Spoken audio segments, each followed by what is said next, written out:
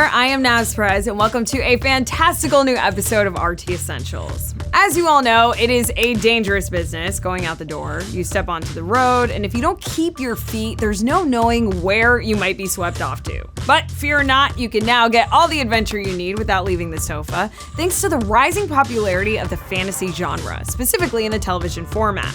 So let's escape reality and journey to worlds unknown where dragons fly and wizards roam, all in the comfort of your home. That rhymed. These are our picks for the best fantasy TV shows. Merlin. You're a hero. Thank you, Merlin.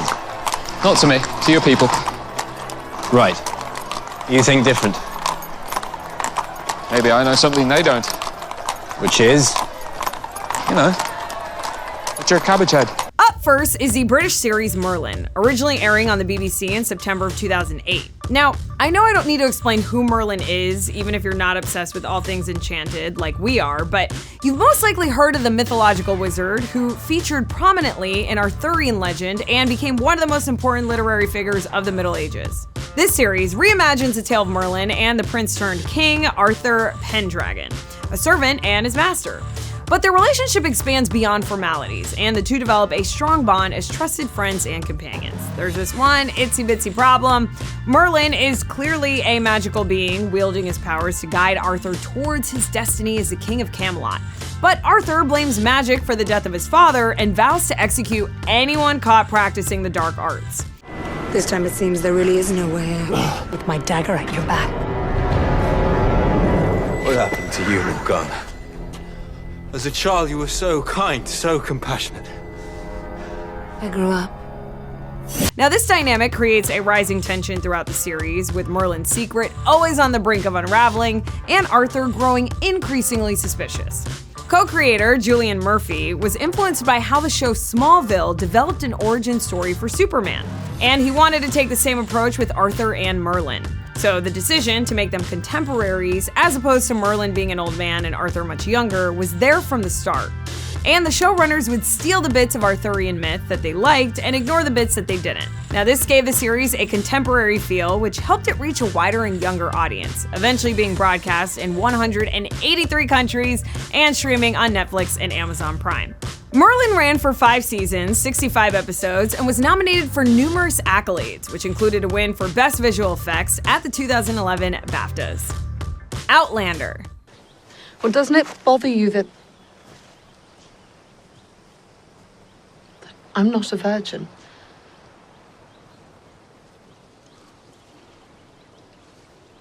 Well, no. So long as it doesn't bother you that I am.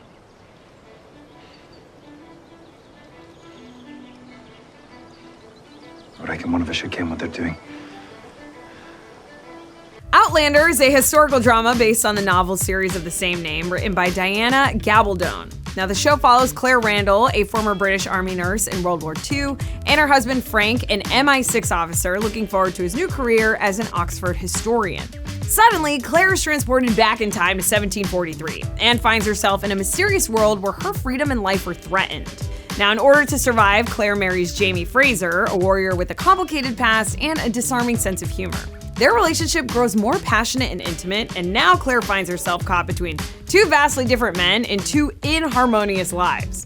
Screenwriter and producer Ronald Moore, who had worked on Star Trek and the reimagined Battlestar Galactica, began developing Outlander with Sony Picture Studios back in 2012. Now, Moore put together a top-notch writing team, and in June of 2013, Starz picked up the project, ordering 16 episodes.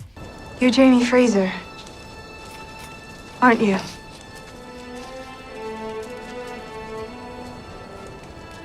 I am. Who asks? Have you a message for me, lass? My name is Brianna. I'm your daughter. Starz CEO Chris Albrecht felt that Outlander was a different kind of show than anything that had ever been on TV. Part of what set the series apart was its blend of action and fantasy, and having a feminist focus with a strong central romance. But don't be mistaken, because this isn't just another campy romantic costume drama. Outlander is a dark, harsh, and often violent portrayal of a culture plagued with war and barbarism. The show's graphic content has even led to backlash, with some critics and publications questioning, quote, how much violence is too much? How much is too much? I mean, I'd say the battle between the Mountain and the Red Viper in Game of Thrones was too much. I mean, I'm still not over that one, but hold that thought. Scrutiny aside, Outlander has received mostly positive reviews. It's been nominated for several Emmys and Golden Globes, and just released its 6th season on Starz. There's also a prequel series currently in the works, so fingers crossed that it holds up to the original. The Witcher. Magic doesn't work on me. Silver does, though. Silver is for monsters. If we cross swords, I won't be able to stop.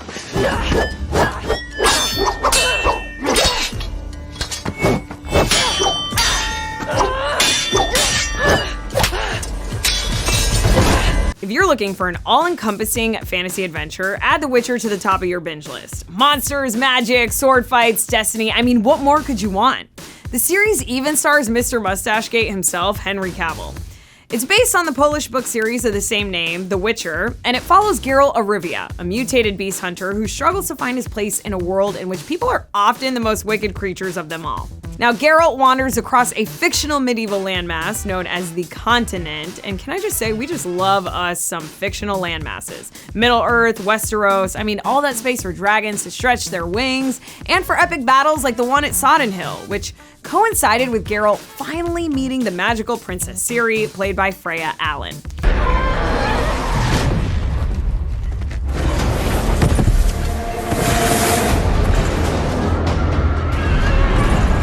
child of the elder blood, your place is among us.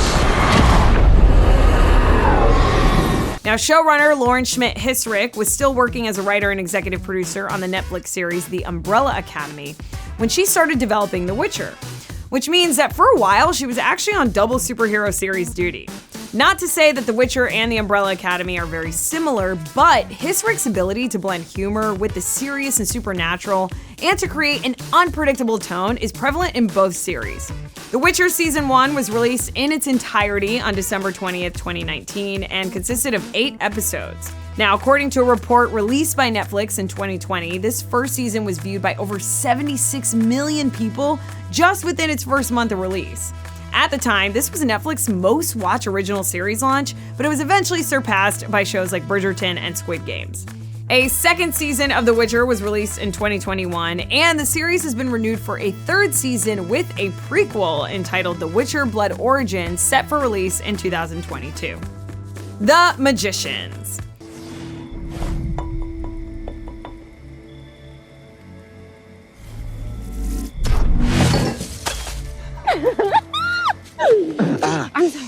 I'm sorry. It's okay.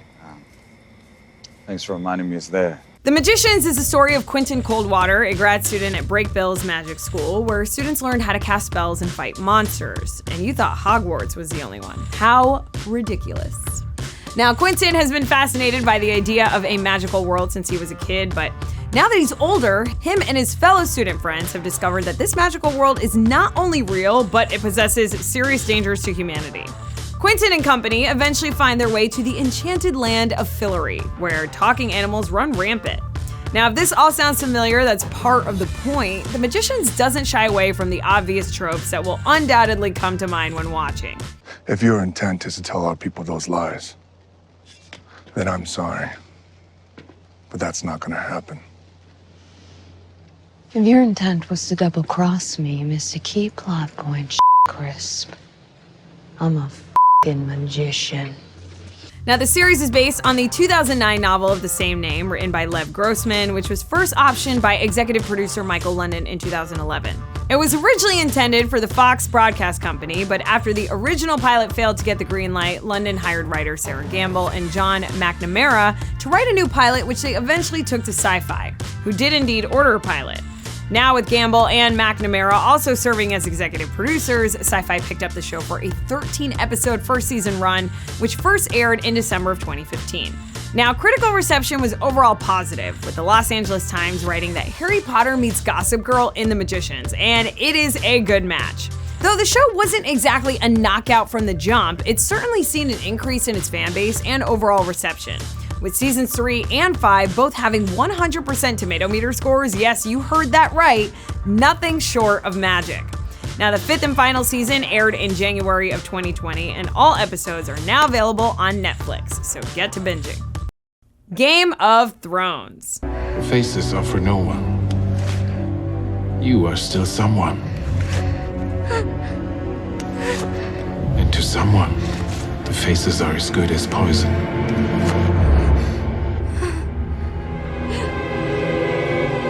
What's happening? What's happening? As I mentioned earlier, still not over the Prince Oberyn and Mountain fight, but I'll set my feelings aside because it is time to discuss what is widely considered to be one of the greatest, if not the greatest television series of all time, Game of Thrones. Like many of the selections on this list, and countless fantasy features as well, Game of Thrones was adapted from a novel. Actually, a series of novels entitled A Song of Ice and Fire, written by George R.R. Martin. True to Martin's best-selling books, Game of Thrones is set on the fictional continents of Westeros and Essos, and features an ensemble of characters with complex story arcs. Now, this one really has it all. Kings and queens, knights, renegades, liars and thieves, dragons, wolves, witches and spells, politics, religion, insane battles, and straight up enophiles like Peter Dinklage's character, Tyrion Lannister. But, that's just what he does. He drinks and he knows things. Speaking of Dinklage, though, this cast is electric. Emilia Clarke as the Dragon Queen, Sophie Turner as Sansa Stark, and of course Kit Harington as Jon Snow, who, according to Egret, doesn't know things. Back in 2005, roughly 6 years before the series aired, Time magazine had already called George R.R. Martin the American Tolkien, which, as I'm sure my fantasy fanatical friends would agree, is the most precious of compliments.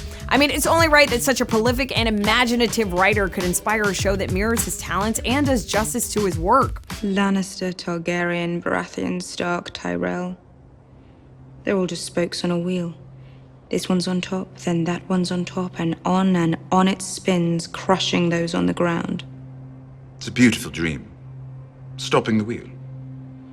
You're not the first person who's ever dreamt it. I'm not going to stop the wheel. I'm going to break the wheel. And we can thank series co-creators David Benioff and D.B. Weiss for understanding Martin's vision and ensuring that an adaptation would find the right home. That home was HBO, and rightfully so, as Martin admitted that he, quote, never imagined it anywhere else. HBO acquired the television rights to the novels, and development began in 2007, with Benioff, Weiss, and Martin as co-executive producers. Now, I'll spare you the typical roller coaster details of development hell and skip to the show's premiere in April of 2011, which was watched by 2.2 million, with viewership drastically increasing each episode and season. By season 7, the average per episode viewing figure had increased to almost 33 million across all platforms. Despite what many fans and critics considered a disappointing final season, Game of Thrones has had an unrivaled influence on pop culture and the fantasy genre, having won 59 Emmy Awards, the most of any drama series ever. And the legacy continues with an upcoming prequel series entitled House of the Dragon, set for release in August of 2022. But still, did they have to do that to Prince Oberyn? I'm not over it. His Dark Materials. Let go of him! I told you, if they fight, they die. You owe me a debt. Now you can repay it. Do as I ask. Don't fight these men. You owe her a debt too? Damn, Yorick, you're racking up debts faster than me. Heard there was some action occurring. I thought I'd come see what's going on. Hello again, Mr. Sisselman. Having fun? I hope so. Next up, His Dark Materials, once again based on novels of the same name. This time a trilogy written by English author Philip Pullman. Now set in a multi-world reality, the series follows the orphan Lyra, who, while searching for a kidnapped friend, uncovers a sinister plot involving stolen children and a mysterious phenomenon called dust. Now, you might be familiar with this story if you've seen the feature film The Golden Compass. Then you know all about Lyra and her search for children kidnapped by the Gobblers. The movie was an adaptation of Pullman's Northern Lights, the first installment in his series, and it was one of New Line Cinema's most expensive films to make. It even went on to win an Oscar and BAFTA for Best Visual Effects. Grumman made reference to a certain natural phenomenon only seen in the lands of the North. I believe this is what he was referring to. A took this photogram a few days ago. The aurora, the northern lights. Yes, that's right. When seen with the ordinary emulsion. But I'd like you to look at it again using mine. A city in the sky. Now, you think there would be no need for another adaptation with the same characters and story so soon, but The Golden Compass wasn't as much of a commercial success as studios had hoped it would be, especially considering the gargantuan budget, so the making of any sequels was unlikely. This left an opening, and after several years, the rights to the story reverted to Pullman, and in 2015, BBC One announced that it was developing a series adaptation of the trilogy, with the intention of changing some of the book and film elements to give the series a modern feel. In 2018, HBO signed on as a co-producer and distributor, and in November of 2019, his Dark Materials premiered on BBC One in the UK and HBO in the US and other markets. Now, critical reception was mostly positive, with many praising the special effects and star-studded cast. The Wheel of Time. Let the hand of the tower fall on you, Loghain Abla. And take back that which nature itself does not wish you to hold!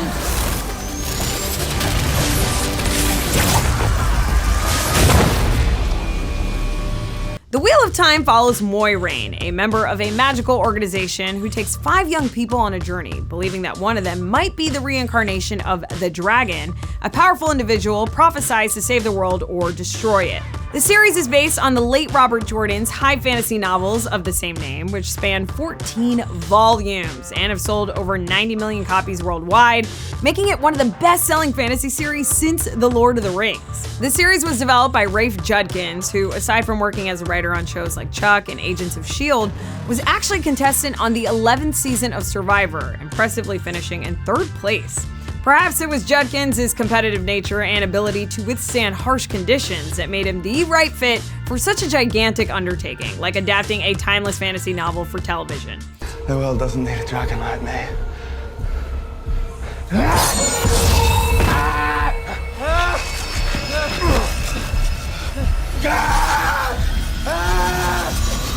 What's happening to him? Oh, you stupid boy. You took this from Shadow Lagoth. Hold him down! Both of you! Now, in fact, over the past 20 years, there have been several attempts to adapt Jordan's work to film and TV, but it took the right players and the right set of circumstances to finally bring this saga to life, and in the proper fashion.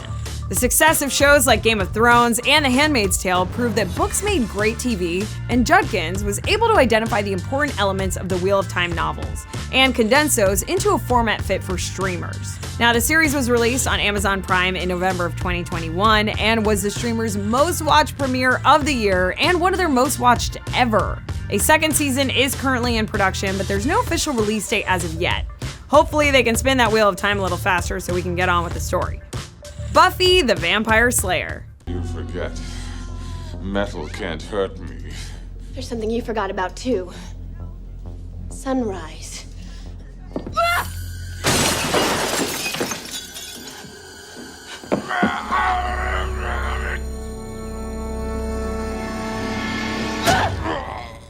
It's in about 9 hours, moron. Okay, so Buffy the Vampire Slayer wasn't based on a novel, it was based on a film, but that doesn't mean it's any less monumental. As a matter of fact, one could argue that this series, along with The Sopranos, completely revolutionized the TV drama. And there's no denying that without Buffy, shows like Vampire Diaries and Supernatural wouldn't exist. I mean, as the show title reveals, Buffy is a slayer, one in a long line of young women chosen for a specific mission: seek out and destroy vampires, demons, and other forces of darkness. But unlike her predecessors, Buffy establishes a group of supportive friends to assist her in her battles against evil, which are plentiful, because she happens to live in Sunnydale, which sits atop a gateway to the realm of demons.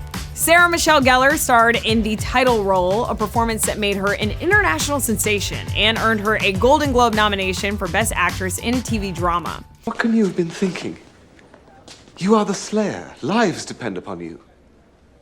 I make allowances for your youth, but I expect a certain amount of responsibility, and instead of which you enslave yourself to this cult. You don't like the color? Though the series was widely popular and critically revered, it didn't fully receive the major award show recognition that it deserved. But that didn't stop Buffy the Vampire from having an unparalleled impact on pop culture and spawning novels, comics, video games, and a spin-off series called Angel, which took place in what is now referred to as the Buffyverse. Buffy lasted for 7 seasons, 144 episodes, and consistently ranks high on the list of the greatest TV shows of all time. Shadow and Bone.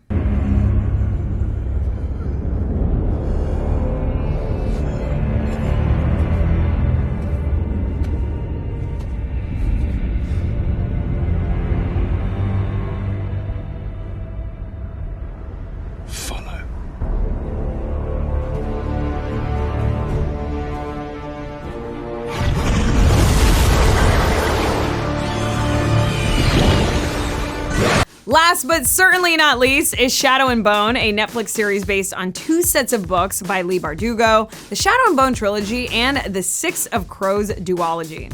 Now, Bardugo is the mastermind behind what is known as the Grishaverse, a shared universe that encompasses all the characters and books that are set in the realm of the Grisha. What is a Grisha, you might ask? Well, they're magical beings with the ability to summon natural elements and manipulate matter. But if you have to ask, you're probably not one of them, or maybe you are, because the protagonist in the series, Alina, didn't always know that she was a Grisha, and she's a particularly powerful one, with the ability to control light. The General had me make these for your demonstration this evening. They're lovely. What do they do? They'll make it easier to split one beam into 2. Your show of power will determine who remains our ally.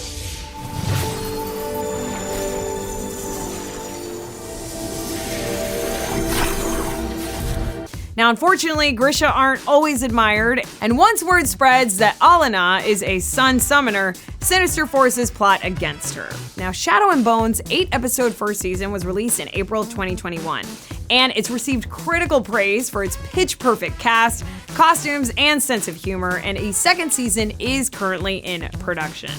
And there you have it, my friends, our selection for the best fantasy TV shows. Now, don't go challenging us to a duel if your favorite series didn't make this list. There's so many worthy selections and so little time, but do not fret because there are plenty of new episodes of RT Essentials coming your way, so I'm sure we'll get there eventually. Thanks again for tuning in. I am Naz Perez, and never forget what you are. The rest of the world will not. Wear it like armor, and it can never be used to hurt you.